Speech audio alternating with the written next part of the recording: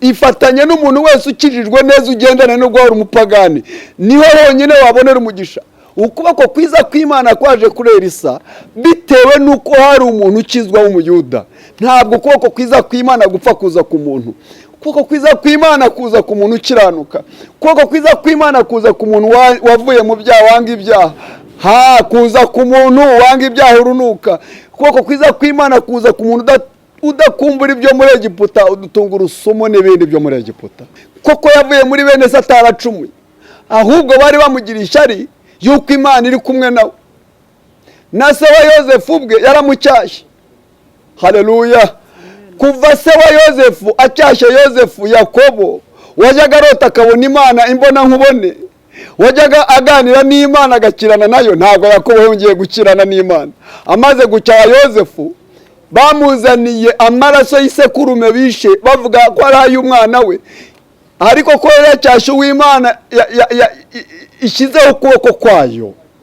Nawe niyongeye kwerekwa, yagiye ku kiriyo cy'amaraso y'ihene, isekurume y'ihene, ngira ngo muzahasome murebe neza. Haleluya. Baje kubasuhuza abadukurikira bose kuri Kiana TV show. Amazina banyita Umugisha Kageruka Emmanuel. Ndubatse, ndakijijwe, mfite umugore umwe n'abana, kandi mvuga ubutumwa bwiza uko Uwiteka Imana nshoboje. Haleluya. Nagira ngo uyu munsi tuganire ku ijambo ritari butwara umwanya muremure cyane, ariko nifuje ko tuganira ku ijambo ryo turi bugendere kureba ikintu bita ukuboko kw'Imana, cyangwa se ukuboko kwiza kw'Imana, cyangwa se ukuboko kurambuye kw'Imana. Haleluya. Yesu ashimwe cyane. Nasanze dukeneye twese muri uru rugendo twerekejemo, ababyemera n'abatabyemera, ni hahandi tuzasoza ariho twisanze. Ushatse waza hakiri kare. Muri we ndavuga muri mwe mutemera ukuboko kwiza kw'Imana ko kubaho, mutemera ko na Kristo abaho, mutemera yuko n'ijambo ry'Imana ryavuye ku Mana, ni hahandi uwe byemera utabyemera amaherezo uzisanga aho hantu, uzisanga imbere ya ntebe yisumba byose, kandi ugira ibyo ubazwa, kandi ugire naho werekezwa. Ibyo ntibisubirwaho, ibyo ntibizahinduka. Nta n'icyo wahindura. Nk'uko waje utazi uko waje ku isi, ukaba utazi naho werekeza, niko nta n'uruhare wagira kugira ngo ugire icyo uhindura. Munyemere dusenge ijambo dusenga mbere yuko tuganira ijambo ry'Imana. Data, mu izina rya Yesu Kristo w'i Nazareti, urera kandi urakiranuka, uri Imana nzima. Mwami Imana yanjye, ngiye kuvugira ijambo ryawe, ntaba ari ry'abari wowe. Buri kimwe cyose cyo mvuga kibe giherekejwe n'umwuka wera n'imbaraga z'Uwiteka Imana. Mana, iri jambo uwo rizageraho ryo wese ari wowe uzaba urimugejejeho, kandi uwo rizafasha wese umwuka wera w'Imana azuruke aba ari kumwe nawe. Iri jambo cyoro cy'amahanga ntunyemere kugira ibindi nakwivugira nk'umuntu, ahubwo mvuga ibyawe gusa. Ndakwingize ngo nkoze ikara ku murongo iryo yakojeje kuri Yeremiya, yarangiza akavuga amagambo n'uyu munsi akandikwa. Cyoro cy'amahanga wane nanjye muri buri kimwe cyose. Urakoze ku bwa byose, ni mu izina rya Yesu Kristo nsenze nizeye, amen. Reka tugende mukozi w'Imana dusomere muri Ezira 7. Yego. Ibice 7 umurongo wa 6 asimbuka agenda ku wa 9, twumve cy'Imana ivuga ku kuboko. Haleluya. Ezira ibice 7 ku murongo waho wa 6. Ezira uwo arazamuka ava i Babiloni. Ezira uwo arazamuka ava i Babiloni mu gihugu cy'ubunyage. Kandi yari umwanditsi w'umuhanga mu by'amategeko ya Mose. Ezira yari umwanditsi w'umuhanga mu by'amategeko ya Mose. Yatanzwe n'Uwiteka Imana ya Isiraheli. Amategeko yaratanzwe n'Uwiteka Imana ya Isiraheli. Umwami amuha ibyo yamusabye byose. Umwami amuha ibyo yamusabye byose. Abiheshwa n'ukuboko k'Uwiteka Imana ye kwari kuri we. Abiheshwa n'ukuboko k'Uwiteka Imana ye kwari kuri we. Yesu ashimwe cyane. Murongo wa 9. Dusimbutse ku murongo wa 9. Ndetse yahagurutse ku munsi wa mbere w'ukwezi kwa mbere ava i Babuloni, maze ku munsi wa mbere w'ukwezi kwa 5 agera i Yerusalemu abiheshejwe n'ukuboko kw'Imana ye kwari kuri we. Imana igumugisha. Yesu ashimwe cyane. Amen. Ezira yari umwe mu bantu babaye abanyagano ubwo Abisirayeli cyane cyane Abayuda bacumuraga ku Uwiteka. Umuhanuzi Yeremiya yarababwiye, abahanuzi benshi barabivuze, ariko abantu banga kumva Imana.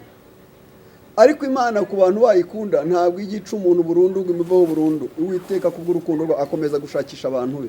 Imana yaravuze yuko bazagaruka nyuma y'imyaka 70, bakagaruka mu gihugu cyabo, bakagaruka i Yerusalemu, bakongera bagakorera Imana yabo. Haleluya.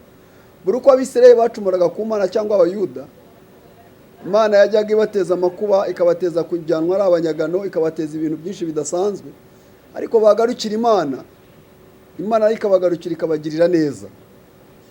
Haleluya. Ezira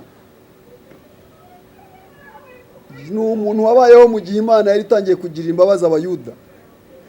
Iyo tuvuga Abayuda ni ukuvuga ngo abantu bavanywe i Yerusalemu bakanyagwa bajyanwa i Babyloni.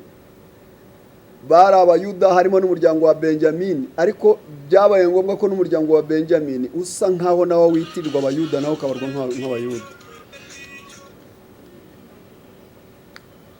Umwami Imana nashimwe. Haleluya.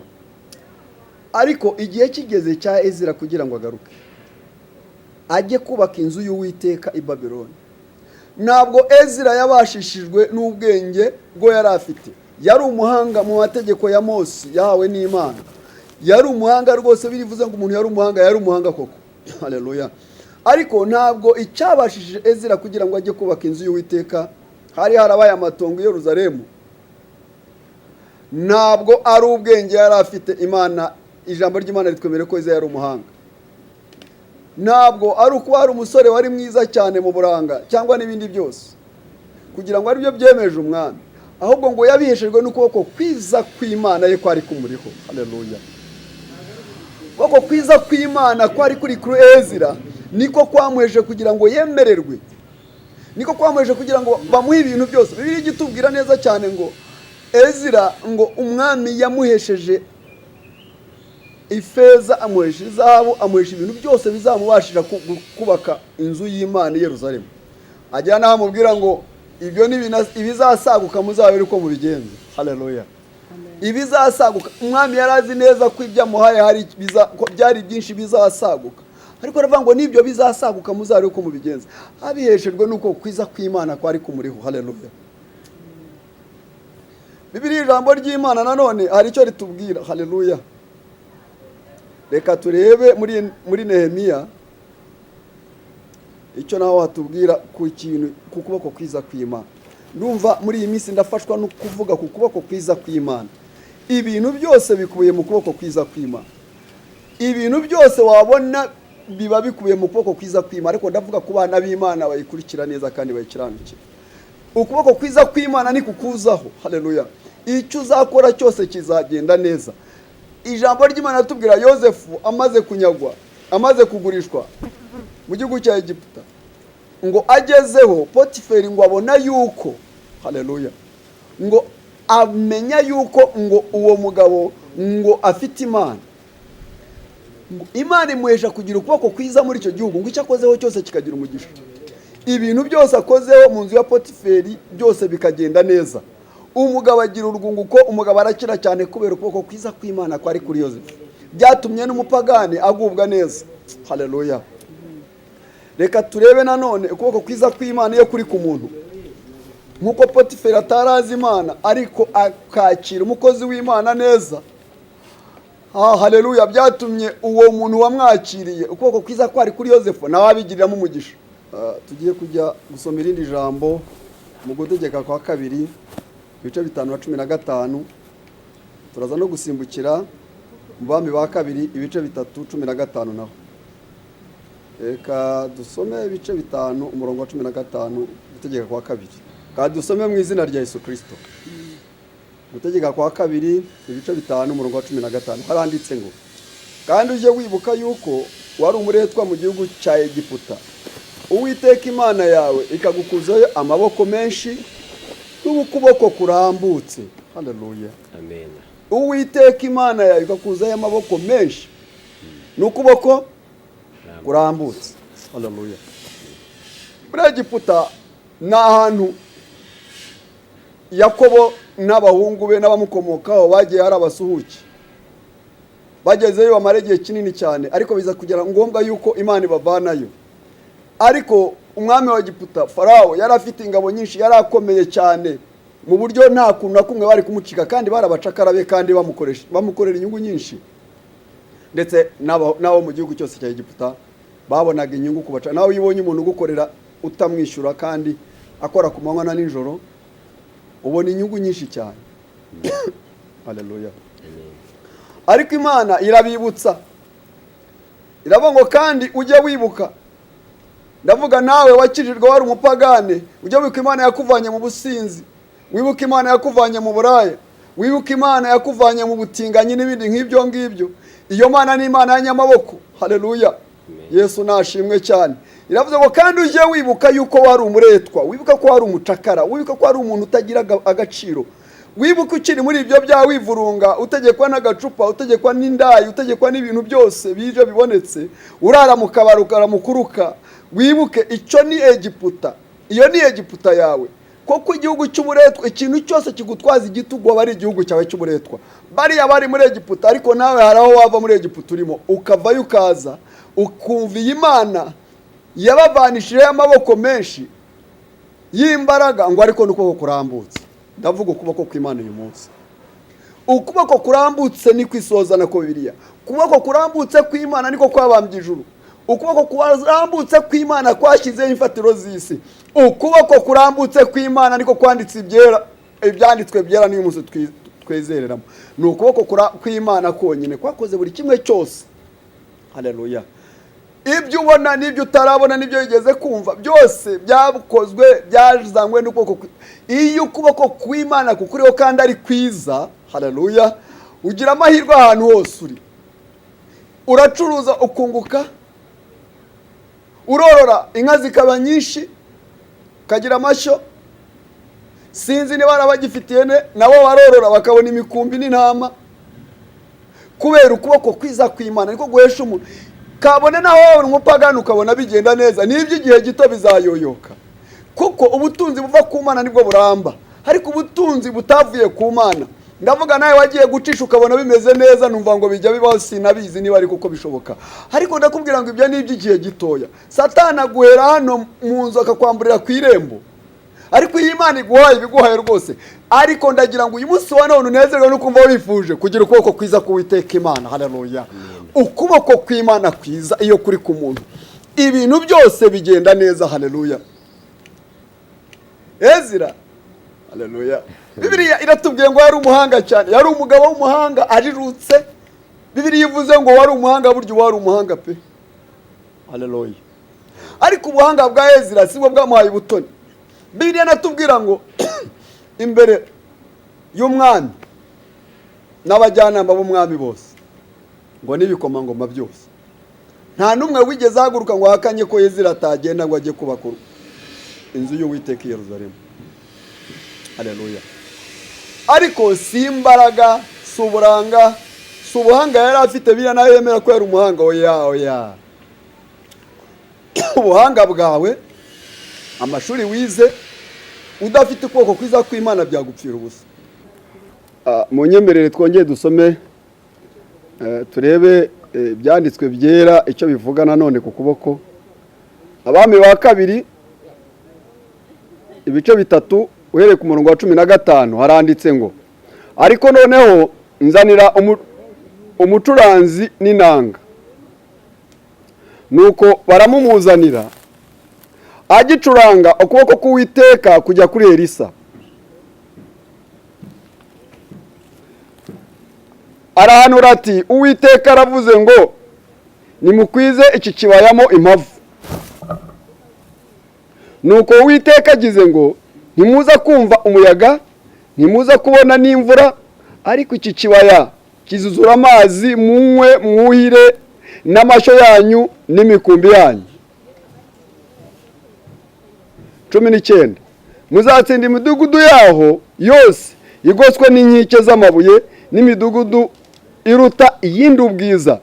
Igiti cyiza cyaho cyose muzagitema, musibe n'amasoko yaho yose, kandi n'imirima myiza yaho yose muzayisibisha amabuye. 20 bukeye bwaho igihe cyo gutamba cyenda kugera, babona amazi aratemba aturuka mu nzira ya Edomu, nuko igihugu cyuzura amazi. Haleluya. Igihugu cyuzura amazi. Haleluya. Imana yacu nishimwe. Aya ni amagambo avuga ku kuboko. Ahangaha umuhanuzi Elisa, abami batatu benda gutera muri icyo gihugu, ariko umwami Yehoshafati aza kugira ngo afashe umwami w'Isirayeli bajyane ku rugamba. Ariko umwami wa Isirayeli yari yaraguye atagisenga Imana, haruguru yari uraza kuhasoma.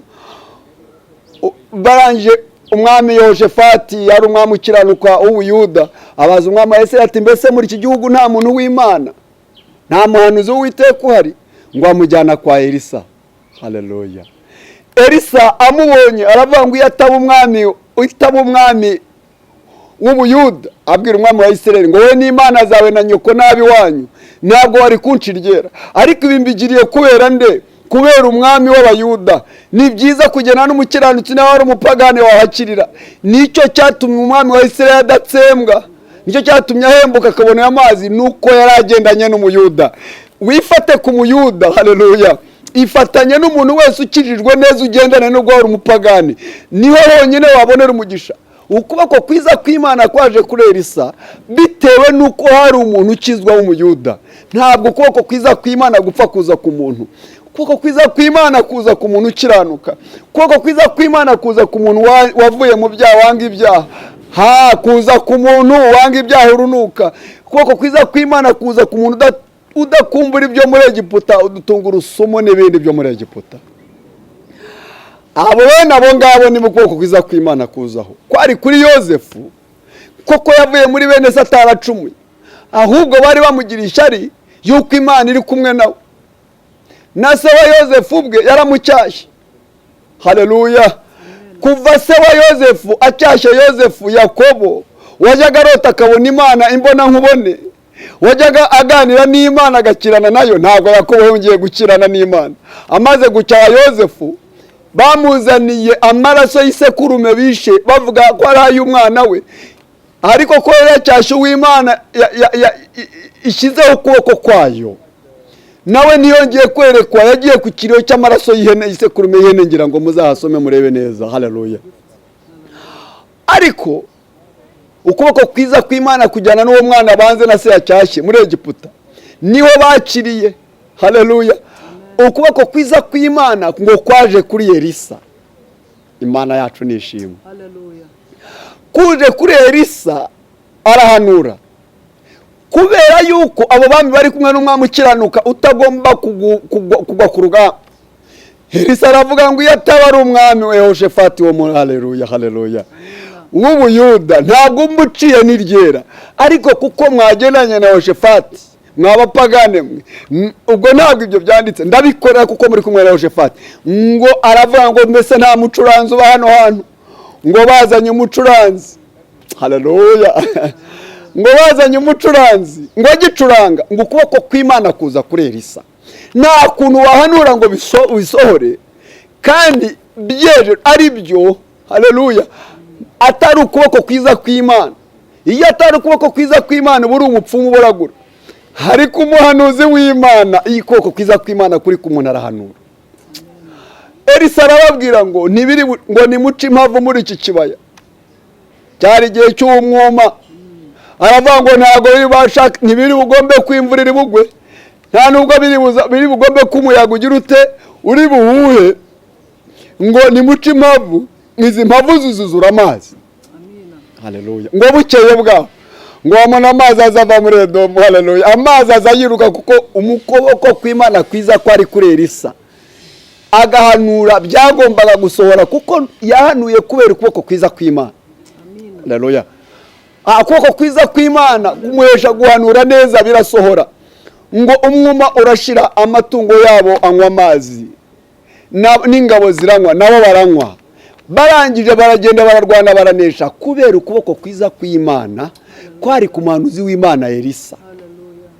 Haleluya. Amina. Yesu ashimwe cyane. Yesu ashimwe cyane. Ni ukuboko kwiza gusa kwabashije Nehemiya ngo mu maso ye hari hakambye cyane ngo hasa nabi, ngo yamaze kumenya inkuru y'Yerusalemu ko habaye amatongo ari umusaka, habaye nabi, ngo umwami aramureba ngo Yeremiya we aramubaza ngo niki gitumye usa nkaho bitameze neza mu maso hakaba hijimye cyane. Haleluya. Yeremiya aramubwira ngo iwacu aho dukomoka inzu y'Imana yarasenyutse, habaye amatongo, ibituro by'abasokuruza habaye n'ibindi n'amakuru mabi gusa ahantu twavuye. Haleluya. Haragira ngo Yeremiya urasaba iki, urashaka iki? Ngo niyo mboneye umugisha ku mwami anyemerere ngende. Haleluya. Icyo umwami yamubajije gusa ngo uzagaruka ryari? Imana nishimwe imbere y'umwamikazi, ariko ngo umwami ngo aramwemerera ngo ibyo yamusabye byose ngo kubera ukuboko kwiza kwari kuri we. Haleluya. Ukuboko kwiza kw'Imana niko kwatumye abari abagabo bava mu gihugu cy'ubunyagano batarwanye, bakagaruka barajyanwa ari imbohe, bakagaruka babohotse, bakagaruka bagakorera Imana yabo yari yarabivuze ibivugiye mu bantu, n'ubundi bari bafite ukuboko kwayo kwari kuri bo. Imana yacu ishimwe. Ijambo ry'Imana rijya rivuga ngo iyo Imana irambuye ikiganza cyayo ngo ihaza ibiri mu isi byose. Haleluya. Ihaza ibiri mu isi byose, ibirambuye ikiganza, ariko ikiganza giteye ku kuboko. Haleluya. Hari naho igera ngo ukuboko kwayo kw'iburyo. Imana nishimwe cyane. Imana nihabwa icyubahiro. Ndashaka ngo nkubwire ngo ukeneye ukuboko kw'Imana. Urashaka urugo rwiza, reka kwirukanka ujya kubaririza muri Tanzania n'ahandi. Shakisha Imana nziza, nirangiza ukuboko kwiza kwayo kube kuri wowe. Ukuboko kwiza iyo kuri ku muntu kw'Imana agira igikundiro. Iyo ukuboko kwiza kw'Imana kuje ku mukiranutsi, ibyo yirukaga inyuma bimwirukaho. Wirukaga inyuma y'akazi niko kamushaka, wirukaga inyuma y'amafaranga niyo amwirukaho.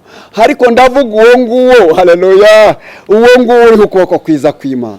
Ukuboko kwiza kw'Imana kujya kuza guturutse hehe? Kuzanwa nuko umuntu yavuye mu byangwa n'Uwiteka agakiranuka. Haleluya. Nta kindi kizana ukuboko kwiza kw'Imana. Ntabwo ari uburanga wa mukobwa wundi uri mwiza nawe wa mudamu. Yego rwose uteye neza, ufite uburanga nta kibazo. Wa mugabo nawe rwose uhagaze neza, nawe wa musore we urasa neza, uri umusore ugenda bakabona ngo uri umusore, urakandagira bakabona urahamya rwose. Ndagira ngo nkubwire niba udafite Imana, nkubwire niba udakiranukira Uwiteka, ntabwo ukuboko kwiza kw'Imana kuzakuzaho. Kandi ubwo buranga bwawe wa mukobwa we udafite ukuboko kwiza kw'Imana buzagupfira ubusa. Icyo kirere wa musore we, wa mugabo rwose ugenda ukumva urahamye, banakureba bagasanga kana umusore ngo ni umugabo pe, abantu bakakwemera nawe ukumva warabemeje. Ariko niba udafite ukuboko kwiza kw'Imana ni by'igihe gito, wowe urarangiye rwose kandi karabaye. Haleluya. Ndakubwira aho ubasha gukurikira. Tugeze mu gihe abantu batagikunda ijambo ry'Imana, tugeze mu gihe gikomeye. Abantu bashaka abakozi b'Imana basa nk'abajya kubaraguza, ntabwo bashaka gukiranuka, ahubwo barashaka iby'Imana inyuza mu bakozi bayo, kandi bo batemera. Haleluya. Ijambo ry'Imana muri Zaburi 84, ndashaka kuvuga ku bantu bazabona uko kwiza kw'Imana. 84 Zaburi uhere ku murongo wa 11 ukagera kuri 13. Biranditse ngo haleluya. Impamvu uvuga biranditse niyo byo Yesu yatsindishije Satani. Nibiranditse yonyine si ukuvuga mu ndimi, nibiranditse yonyine izaguhesha kuboko kw'Imana kukuzaho, nibiranditse izahindura amateka yawe, nibiranditse. Haleluya. Nibiranditse, niyo mpamvu nkubwira biranditse hano. Nushaka wihangane mbikubwira, niho honyine niho bijya bikemukira muri biranditse. Haleluya. Muri Zaburi biranditse, umva 84 wewe ku murongo wa 11 ukajya kwa 13. Niba ufite Bibiliya yindi yanditswe kera bigarukira kuri 12, ariko imirongo irasa humura, utagira ngo umukozi w'Imana yavangiwe. Na imirongo irasa. Haleluya. Hamwe ni 11 12, ahandi ni 12 13. Umva ko handitse. Aravuga ngo Uwiteka n'izuba Imana iramurika ikaba n'ingabo inkingira. Iyi Imana igushyize ahabona abanzi baba bakureba, ni ukuvuga ngo igomba kuzana ingabo igukingira kuri ahantu uba ugaragara uri mu mucyo. Umuntu uri mu mucyo baramubona, ukurasa wese ntikugereho. Noneho ngo ikaba n'ingabo inkingira, ni ku ijambo ry'Imana rivuga. Hepfo ngo Imana izatanga umuntu n'icyubahiro. Ntabwo uzubahwa kuko ukomeye muri runaka, uko gukomera kwawe ni ku gihe gito, ariko niba ari icyubahiro kivuye ku Uwiteka Imana uzubahwa kurinda uvuye mu isi. Imana ngo izatanga umuntu n'icyubahiro. Umva hepfo yo kuhavuga aravuga ngo nta kintu cyiza Uwiteka azima abagenda batunga. Ndashaka kumbwira ikizaguhesha uko kwiza kw'Imana, si ukuri kunyuma y'abantu, si ukurira imisozi y'Imana yose warayirangije, wagiye no muvumo ariko wanze gukiranukira Imana. Gusenga menshi kutarimo gukiranuka ntacyo bimaze. Ijambo ry'Imana rivuga ngo gusenga k'umukiranutsi kugira umumaro, cyane cyane iyo asenganye umwete. Haleluya, haleluya. Ijambo ry'Imana ngo nta kintu cyiza Uwiteka azima bagenda batunganya. Ngo Uwiteka nyiringabo ahirwa umuntu kwiringira.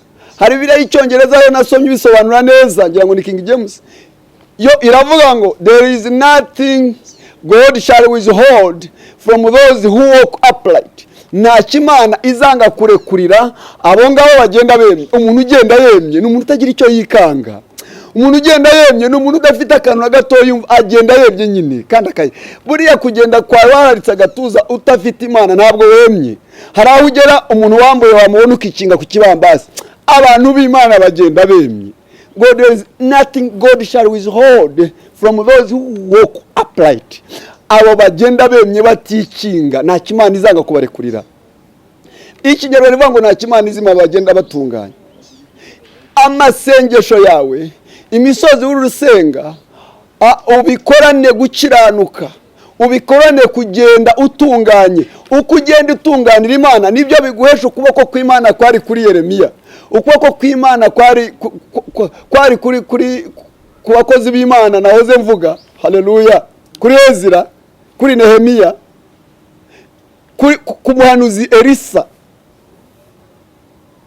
Nawe ibaze umuntu kubera ukuboko kw'Imana gutegeka amazi akaza mu mpavu, nta mvura yaguye, nta n'umuyaga wayahushye, bagiye kuyabona yamuna amazi azayirukanka ava muri Edomu, kubera ko umuhanuzi w'Imana yari yamaze guhanura ari ukuboko kwiza kw'Imana. Haleluya. Imana yacu nishimwe. Ukeneye kuboko kwiza, ariko nta handi wakubonera si ugusenga menshi, koko nayo afite akamaro, ahubwo ni ugusengana umutima ukiranutse. Ibi biranditse tubabwira nibyo bizaguhesha inzira yo kugira ngo ukuboko kwiza kukuzeho. Haleluya. Ukuboko kwiza ntabwo kuzakuzeho kubera yuko uvuga indimi ni impano. Indimi ni impano, wazigira udakiranuka kandi ukomeza ukazivuga, wahanura udakiranuka bigasohora, ariko ukuboko kwiza kutakuriho. Ariko ukuboko kwiza iyo kuri ku muntu, ubwiza bw'Imana bumwuzuraho. Ugenda udafite uburangura umukobwa akaba ari wowe utanga abandi gushaka. Ugenda utari mwiza ugiye gucuruza akaba ari wowe unguka. Abagabo beza barebare bameze neza basa neza abagabo uzabona ari muri Matewusi ntabwo ni bake cyane uzabona abakire bari muri Matewusi ariko ngo ari abagabo basa neza n'abagore basa neza. Oya, ni abantu Imana yagiriye neza. Cyokora ijya yemera yuko bitunga itegereje kuzayimenya. Ndavuga wowe utarakizwa, ugarukira Imana, ibyo ngibyo byose ufite byavuye ku Mana nubwo utigeze kuyimenya, kuko ni Imana y'abakiranutsi ikaba ni Imana. Ariko haleluya, iyo wizere mu butunzi hari ikintu kimwe utazabona. Abapagane bemerewe gutunga mu isi rwose nk'uko abakristo batunga, bemerewe no gukira cyane. Ndetse Yeremiya yaranavuze ngo Mana warabateye baramera ngo bashora imizi. Imana ibwe Yeremiya ngo nibyo koko Yeremiya wabonye neza, ariko burya imitima yabo imba kure. Byakumarira iki gutunga iby'isi byose umutima w'Imana uri kure yawe? Ikindi, abanze guhinduka kubera ubutunzi bwabo, ndetse n'ab'Imana yabihaye bakayitera umugongo, nta sezerano ry'ijuru, kandi iby'isi ni iby'igihe gitoya. Abantu benshi ntibajya bashaka kubyumva, ariko ndakubwira ngo aho bukera iyo sura yivamo. Ubyemera utabyemera, ubuhangange bwawe uko bumeze, uko urinzwe mu buryo bwari bwose urinzwe, uko watewe inkingo z'ubwoko bwose, ntacyo bishatse kuvuga. Isaho bukera urayivamo. Haleluya. Ariko umva uko birivuga. Ari umugabo witwaga Henoke, Yesu nashimwe.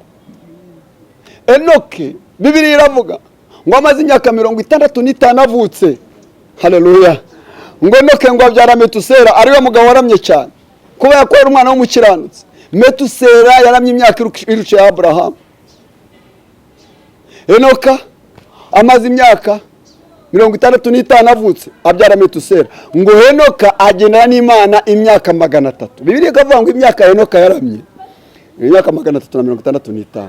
Ngo nuko Imana iramwimura ngo kuko yayinejeje. Haleluya. Enoka hari icyiciro cyo kuba yagiye kuba mu ijuru. Icyiciro kimwe kiba mu isi anezeza Imana, Imana ngo iramwimura. Ibindi bitabo biravuga ngo yageranye n'Uwiteka ngo yikanga yarenze umurongo atagisubiye inyuma, ageze mu yindi mbibi mu bice byaho Imana abanyamubiri batagera. Haleluya. Ibyo n'ibindi bitabo bya Yashaye n'ibindi uzabisoma. Bibiliya yo ntabwo ivuga izo details.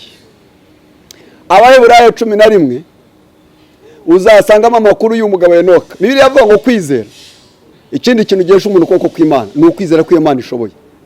Ngo kwizera niko kwatumye Enoka ajyanwa mu ijuru adapfuye. Ngo kandi yari yabwiwe neza yuko yanejeje Imana. Ariko iryo jwi ntituzi niba ari abamarayika ko Bibiliya ntabwo ivuga abantu bigeze bamubwira. Ngo ariko yari yaramenyeshejwe.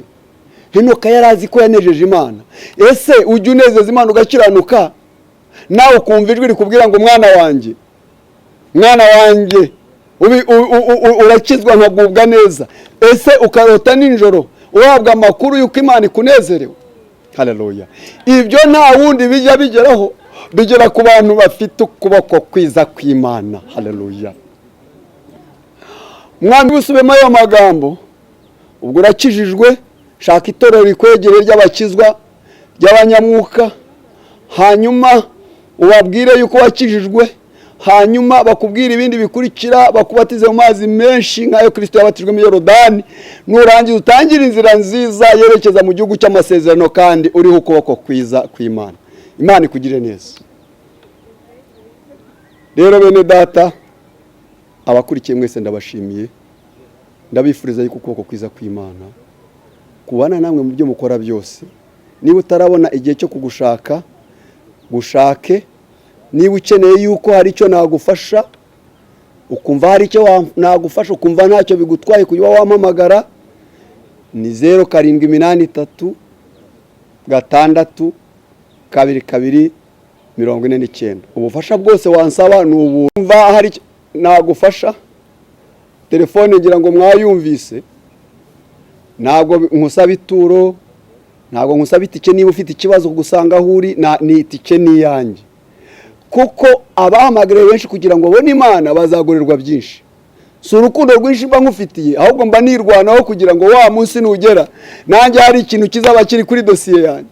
Si uko nzaba nkukunze cyane gusanga ahuri nkoresha itike yanjye kugira ngo nkusengere, oya, ngewe ndikunda kukurusha, ahubwo mba ngira ngo nandikishe, mba ngira ngo wa munsi nugera umwamaje. Haleluya. Be kuzampagaruka bavuga ngo buretse bavuga ngo uriya mugabo we nazaba nkiri muto ntarabyibuha, ngo mureke yinjire abandi mujyara mwisobanure. Ntabwo nshaka kuzisobanura imbere y'amarembo y'ijuru, kandi Imana izabana nanjye. Urakoze rero, ni karibu kabisa. Niba ntacyo bigutwaye wampamagara isaha yose, nemera kwitaba umuntu niyo ari 6 z'ijoro.